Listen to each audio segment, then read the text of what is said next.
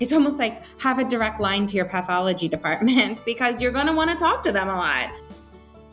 That was a really great explanation, and how interesting, whether it's with the tissue or with blood, that it just might not be the right day, or it might not be the right part of the tumor that you're getting to be able to show that. Yeah, and that's why we like to do both. That is an ever-changing field. That's why I hesitate to even use a number, because we are expecting in the near future that there will be newer drugs approved for newer, different biomarkers. You're listening to the Oncology Nursing Podcast, where ONS Voices Talk Cancer, a resource from the Oncology Nursing Society. Through conversations with subject matter experts, we examine the important issues in oncology nursing, from new treatments to patient-centered research to advancements in clinical practice. Join us as we hear from nurses in all facets of oncology care, from bench to bedside and everywhere in between. Welcome to the Oncology Nursing Podcast. Hello, and welcome to the Oncology Nursing Podcast. I'm your host, Stephanie Jardine, Oncology Clinical Specialist at ONS, and today we are joined by Beth Sandy, Thoracic Oncology Nurse Practitioner at the University of Pennsylvania Abramson Cancer Center in Philadelphia, to discuss biomarker testing for patients with non-small cell lung cancer. Amgen sponsored this podcast episode through an educational grant. Thank you for joining me today, Beth. Thanks for having me. So to start us off, can you tell us what is biomarker testing and why is it especially important for patients with non-small cell lung cancer? Sure. So biomarker testing refers to when we take either tissue or a blood sample that has cancer cells in it, and we test that tissue for certain biomarkers that can predict for us whether or not you may respond to certain treatments. So for example, if you have non-small cell lung cancer, you have a biopsy, usually from the lung. It doesn't have to be from the lung. It can be from a metastasis, like in the brain or the liver or the bone. Whatever that tissue was that diagnosed your non-small cell lung cancer, we can run biomarker testing, or another term is molecular testing that you may have heard. Now, the interesting thing is we usually do this mostly in patients who have non-squamous histologies, which the most common is going to be adenocarcinoma. Patients who have squamous cell histology, it's very rare that we find any actionable biomarkers that we can utilize in our treatment regimens. So if you have one of the non-squamous, non-small cell lung cancer, like I said, predominantly adenocarcinoma, which is the most common type that we find, then we would like to perform biomarker testing. Now, like I said, you can do it on that tissue from the biopsy, or you can do it from a blood test. The problem with the blood test is that when you send the blood, if the tumor was not shedding DNA that day into your bloodstream, you're not going to find any biomarkers. Doesn't mean you don't have them. It just means that you wouldn't find them. So we have no real way of knowing whether or not the day that you draw the blood, that tumor was shedding DNA or not. Similarly, when we test tissue, so there's cancer cells in that tissue, but there is something called tissue heterogeneity, which means that sometimes we stick the needle into a certain part of the tumor, and while we get cancer cells, for some reason that part wasn't showing these biomarkers or mutations at the time. So tissue is not going to 100% give us the right answer, and blood's not going to give us 100% the right answer. So there's a lot of talk about combining both blood and tissue, and that's generally what we do at our institution, is combine both of them. So now you ask me, why is this important for patients with non-small cell lung cancer? It's incredibly important because if you have one of these biomarkers that's positive, or mutations or variants, there's several terms we can use. If you have one of these that are positive, there are several targeted therapies that we can prescribe that are targeted for that specific biomarker. And a lot of times these are drivers of your cancer growth. For example, the most common actionable one that we find right now is epidermal growth factor receptor, or EGFR mutations. And if a patient has that, that's really the driving force behind their cancer growth. So we want to use an EGFR inhibitor to treat them. And we know from clinical trials that those patients will respond much better to the EGFR inhibitor than they will to traditional chemotherapy or immunotherapy. So it's really, really important that we identify if a patient has one of these biomarkers. Thank you. That was a really great explanation. And how interesting, like you were saying, whether it's with the tissue or with blood, that it just might not be the right day to get that biomarker in the bloodstream, or it might not be the right part of the tumor that you're getting to be able to show that. So that's really interesting. Yeah. And that's why we like to do both, because if you do both, you're kind of giving it your best shot, you know what I mean, to find one of those biomarkers. Yeah, that definitely explains why it's important to do both of those. So one thing that is pretty normal or frequent is that non-small cell lung cancer is often diagnosed at late stages. Do you ever do biomarker testing in early stage disease? Sure. So the majority so far of what we've done is biomarker testing in the later stages or stage 4 disease, because that's metastatic and that's where we're going to focus our efforts on systemic therapy to try and hold off the cancer as long as possible. But now there's recent data to support doing some biomarker testing in early stage resected non-small cell lung cancer, again, that non-squamous histology type, because there is data now to support the use of an EGFR inhibitor after surgery or as an adjuvant treatment post-resection for early stage 1B through 3A non-small cell lung cancer. Again, non-squamous subtype. And if they harbor an EGFR mutation, then we can use EGFR inhibitor therapy. And there is a significant improvement in progression-free survival. And that has become FDA approved just in the past year. There's some controversy on whether you should do the entire broad biomarker panel that might look for 72 different genes versus just doing EGFR single gene testing in that situation, because there's no other therapies that are approved in that early stage setting. It's only EGFR. So, people can argue that one way or another. I think probably right now it's useful just to get the EGFR information.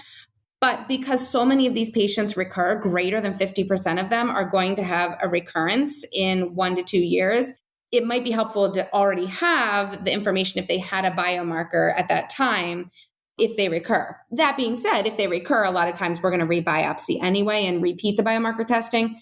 So there's a lot of back and forth on what should you test for in that early stage setting. I think right now it's reasonable to just test for EGFR, since that's the only treatment that we have that's approved.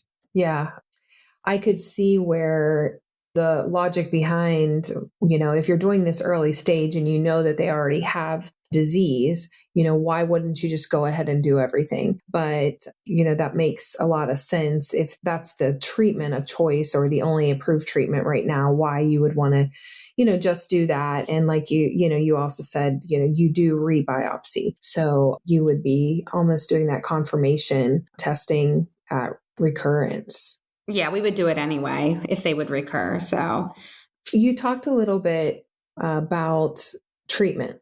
How is biomarker testing being used to inform treatment decisions for patients with this diagnosis? Yeah, so switching gears back into that metastatic or stage 4 setting, that's where the majority of our biomarker testing is being done. And for these patients, there are several different biomarker approved therapies. There's actually 7 different ones as you and I live and breathe here today in May of 2021. And that is an ever-changing field. That's why I hesitate to even use a number, because we are expecting in the near future that there will be newer drugs approved for newer different biomarkers. So for example, right now in the stage 4 setting, we have biomarker therapy or drugs that are approved for EGFR, ALK, ROS1, BRAF, RET, MET, and NTRK. The MET is an exon skipping mutation, so not to be confused with amplification. And EGFR, again, these are mutations, not overexpressions. The ROS1 and the ALK are gene rearrangements, but would be found in your biomarker testing that you would be performing. And these are just some of the ones that we have FDA-approved therapies for. So there are several that you could find. That being said, I said earlier, there's like a 72 gene panel that you can do. People say, well, what are you doing with the other 60 some that you tested for? Well, that's a good question. Some of them may be useful in the future. Some of them will allow patients to go on a clinical trial. Like if you find a HER2 mutation in non-small cell lung cancer, that may make you eligible for some HER2 therapies that are in clinical trials. If you find a KRAS mutation, that may make you eligible for some drugs that are targeting KRAS. There are some that we may not understand, but maybe in the future you'd be eligible for a clinical trial. There are certain ones that are prognostic to be resistant to other therapies. So it really can tell you a lot from getting the broad molecular panel. So I really am someone who would favor doing a broad panel, looking for all of these different genes to give us as much information as we can get, as opposed to just doing the minimum for what we have approved.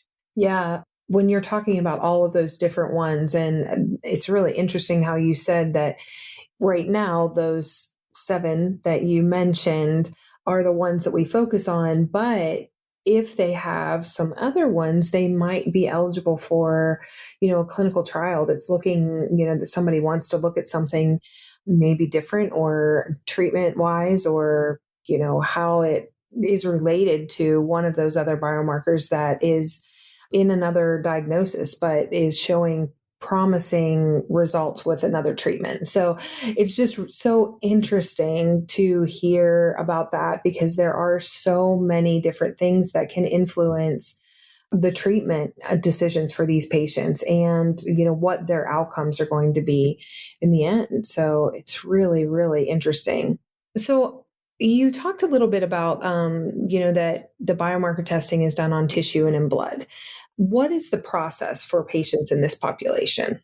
I've been saying this lately, that really everybody has to have their own unique workflow of how this gets done, because it's actually not an easy process. So depending on who did the biopsy. So let's start there. If a patient comes to me at the University of Pennsylvania, but they had their biopsy done at an outside institution, we then have to procure that tissue from that outside institution to get it to our institution and then run our own biomarker panel in-house.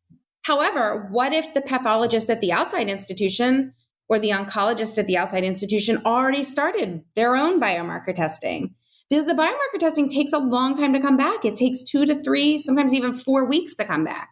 So we don't want to repeat that if it's already in the process. So there's a lot of work that has to be done behind the scenes with, our new patient coordinators, our nurse navigator, kind of getting to the bottom of this. Where is the tissue at? Did anyone else start biomarker testing? If they did, how can we get the results?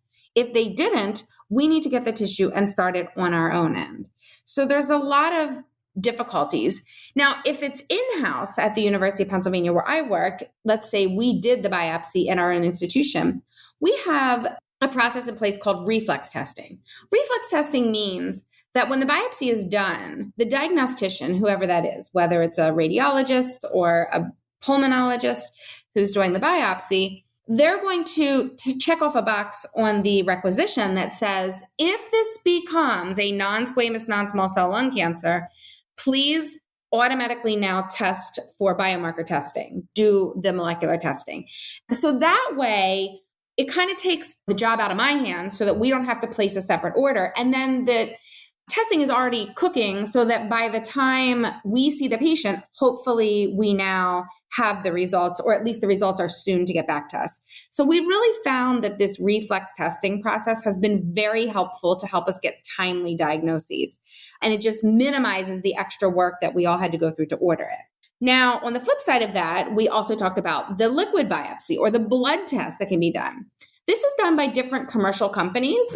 We don't have an in-house platform right now at University of Penn, so we are sending this out to a commercial company. So this is usually just arranged at their first visit when they come in. We have the kits in our office and we will draw the blood with whatever else we're getting that day. When we first see a patient and we're going to start them on treatment, we're going to want baseline labs anyway. So a lot of times we will do the blood draw at that time and send off, it's a FedEx overnight kit to whichever commercial company you're using. The good thing about the liquid biopsy testing is that process is much faster. It usually takes 7 days or less to get back. So we usually get those results quicker. Again, if the results are positive, we treat based on it. If the results are negative, we still like to wait for that tissue testing to come back because, as I said earlier, it may just indicate that there was no DNA in the bloodstream that day, so we didn't get a result. So there's a little bit of discrepancy there, and you have to be aware when you're, reading those results, what they really mean. Well, that's a big process. And wow, for up to 4 weeks, I'm sure that for patients, when they're getting this diagnosis and now we're, looking at, okay, we need to wait till we get this information back and it might be 4 weeks before we get it, how that could cause a lot of anxiety. Oh yeah, I know you're bringing up a great point. We call it the waiting game, and it's really hard for patients to want to wait to get started on treatment, which again goes back to the reflex testing. And it's nice to have that tissue already being worked on so that we get the results back sooner. But yeah, it's really hard, and it's important to wait for the test results because, especially, there's data now showing that if you just start someone on immunotherapy, and then they come back and have an EGFR mutation, again, the most common actionable mutation that we find, if you start them on EGFR therapy within 3 to 6 months of getting immunotherapy, they can have significant heightened toxicity from the immunotherapy. So we really try not to start them on chemo or immunotherapy until we have these results back. Now, some patients, you just can't wait. If they're doing really, really poorly, we have to start them on something. And a lot of times we'll try chemo without immunotherapy before we get the results back. Right. Yeah. But the waiting game is hard. Oh, that has to be terribly hard for folks. Just that whole process, and thinking about how our patients do and things like that. So talking about that, I want to switch gears a little bit here to the role of the oncology nurse. What is their role in all of this process, the biomarker process? Yeah, so I'm a nurse practitioner, so I'm primarily in the clinic seeing patients. So a lot of my role as the nurse practitioner is one, to order the test because it needs to be ordered by either a doctor or an advanced practice provider. The other thing as an NP that I'm often tasked with is, once I get the results, explaining the results to the patient and what those results mean and how we will utilize them. And then the other nurse that has a huge role here is our nurse navigator. So our nurse navigator is quintessential at setting up these biopsies and making sure that they've been done. So for example, if she knows a patient is going to see me tomorrow, well, not me, but the oncologist tomorrow, and they're a new patient and there's no biomarker testing that's been performed, and they should have had it if they are a non-squam, non-small cell lung cancer. She would then go back and look and say, okay, did we get blood drawn? If not, get your blood drawn, make sure it's set up for tomorrow when you come in as a new patient. If you've had a biopsy, is it already cooking for molecular testing? If it's not, I need to make sure that we get that going. So she almost always has molecular or biomarker testing in the works by the time we're seeing the patient for the first time. That is a huge, huge help because I know that that's not the case everywhere. A lot of times the patient comes to see the oncologist and no one has started any biomarker testing. And then it's like, you're really starting from square one. You know that you have another month yet to wait. And that's really hard. So it's been such a help having our navigator really be very on top of this. That's really good to hear too. Just to hear the different ways that oncology nurses help each other and help in the process. And I think navigators are really playing an important role in helping with patients to understand what the process is and probably helping in that waiting period, like you were saying too. Yeah. So what additional training or education do nurses need around biomarker testing? Well, number one, I think they need to know the importance of it. If a patient asks, why am I waiting to get these results back? It's important for us to educate the patient that these results are going to guide our treatment. So if you have one of these biomarkers, you're much better off getting that therapy than just routine chemo or immunotherapy, which won't work well for you and can cause extra unneeded toxicity if we give you that before the actual targeted therapy for your biomarker, if you have one. That's probably the number one thing, is because patients are asking that all the time. Why do I have to wait? Why do I have to have this done? Nurses also need to understand what is the flow at your institution. And if you don't have a flow, make one. It's okay. If you don't do reflex testing, that's fine. But then maybe have a nurse like a navigator or someone else who is screening these new patients before they come in to say, have I had this done yet? If they haven't, it's almost sometimes a waste of time if you come in before having any of this at least set up. So let's get the ball rolling ahead of time and kind of just, again, know how that flow works. I mean, it's almost like have a direct line to your pathology department because you're going to want to talk to them a lot and say, I need this order. Or if you know how to order it on your EMR, I know how to order our biomarker testing on our EMR. Even though we do reflex testing, every once in a while, one slips through and doesn't get done. So know how to order it on your EMR and make sure to follow up with pathology or a specific molecular pathology department. If you're using a commercial company, choose one and stick with them.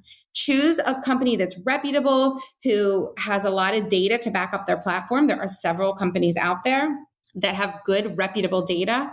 Use them, become part of their physician portal. So with the liquid biopsy company that we use, we have a physician portal with them. So whenever a result is in, it gets emailed to us and we can just sign on and look at the report, as opposed to waiting around for faxes or calling, trying to get results.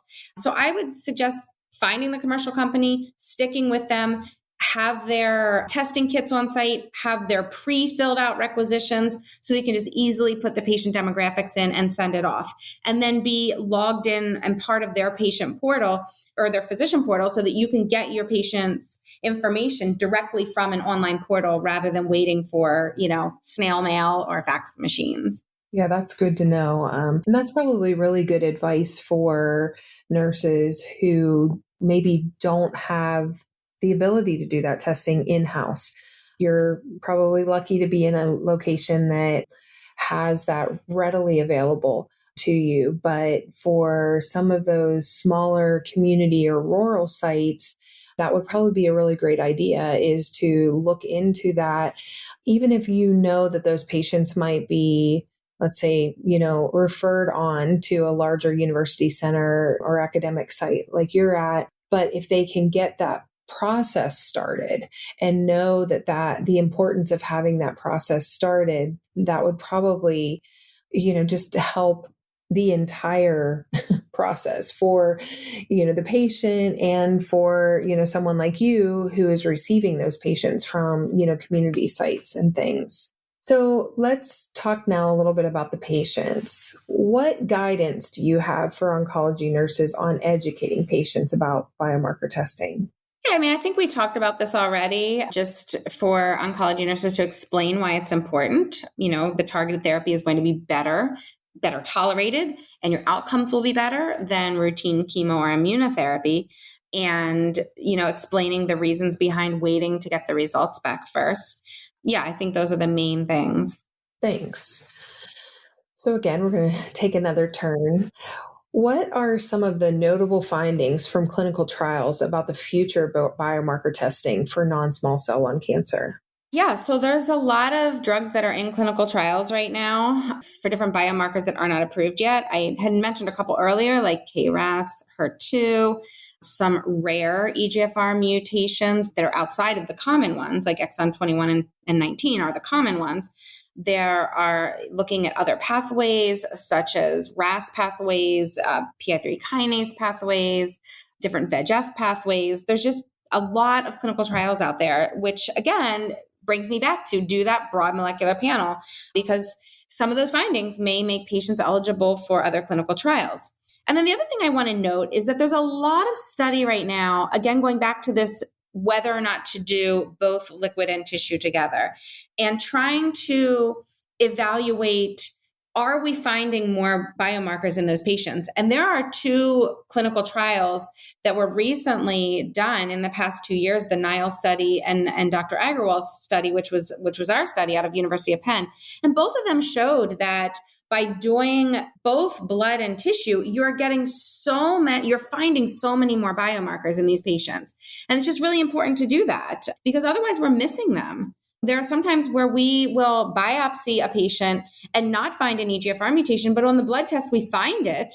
And then we treat them with the EGFR inhibitor and they respond great. And it makes me sad because if we had only done the tissue biopsy and it tested negative, we would have never known that. I think another thing too is be persistent. We know that patients who are non-smokers or younger are at very high likelihood to have a mutation. Test. So I'd love to share a personal experience with one of my patients with you. I had a patient who was a young male, never smoker, and we tested his tissue. It didn't show anything. We ran the blood test. It didn't show anything. He was treated with chemo and immunotherapy. And then a year later, he had progression. We did a blood test again, still didn't show anything. We biopsied him again, and the tissue was not sufficient. There was not enough quantity to get a biomarker result.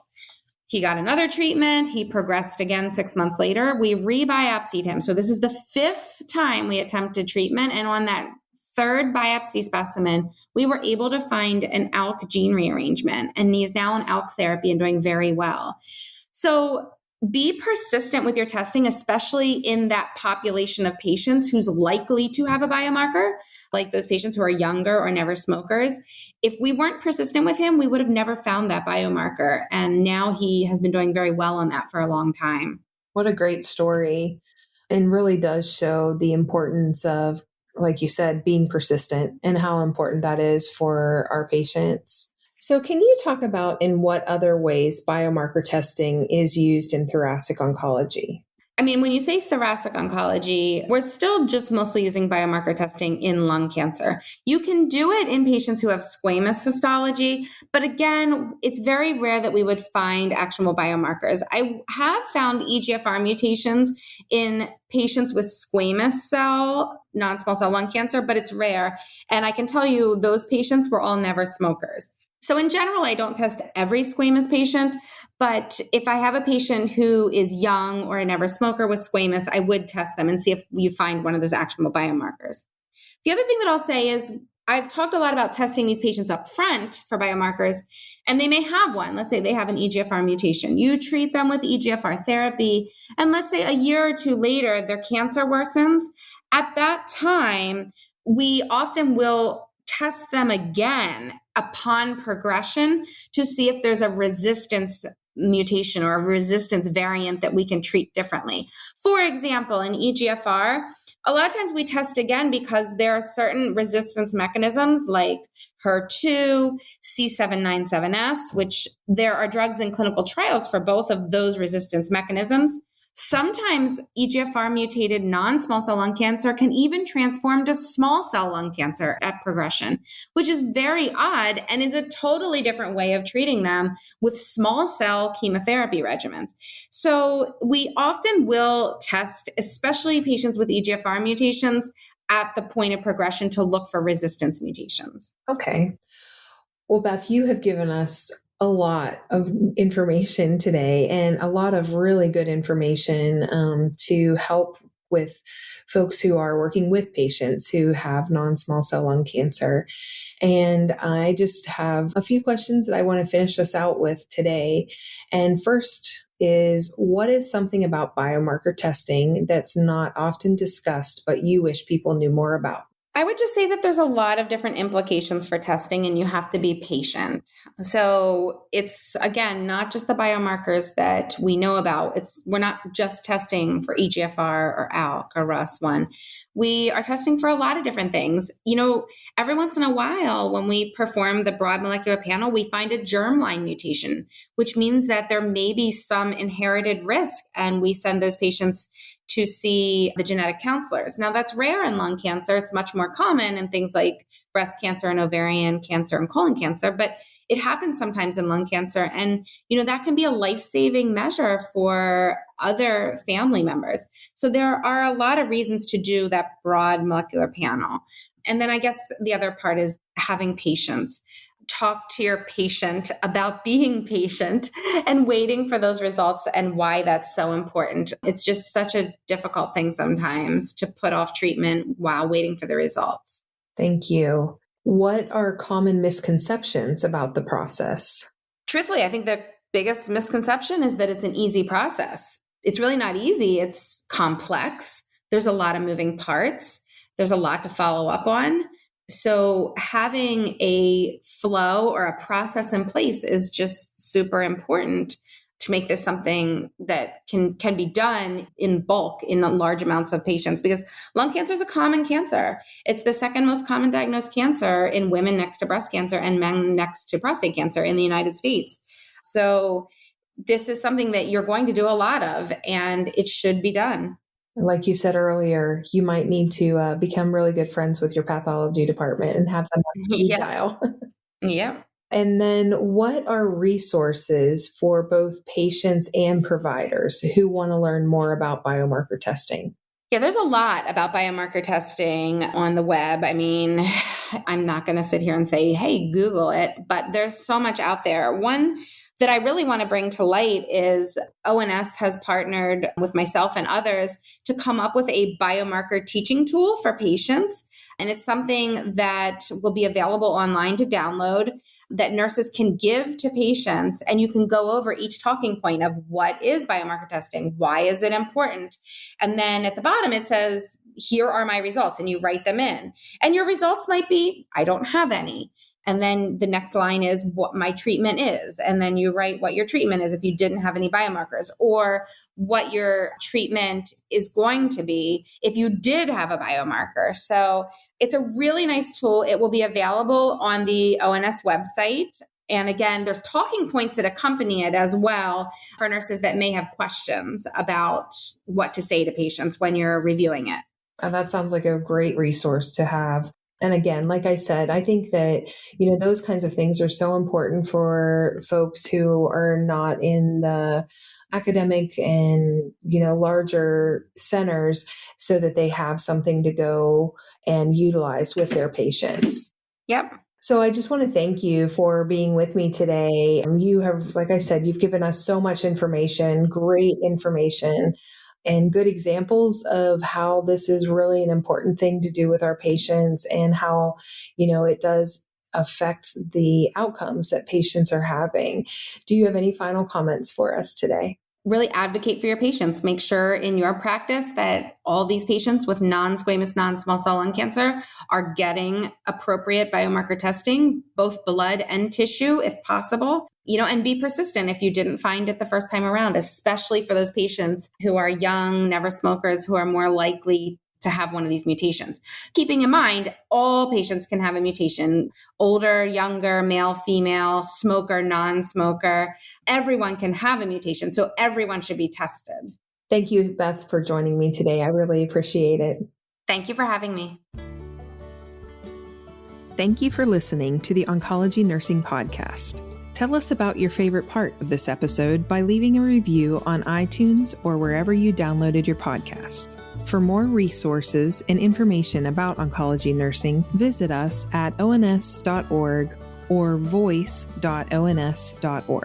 The ideas and opinions shared in this episode represent those of the guests and not necessarily ONS.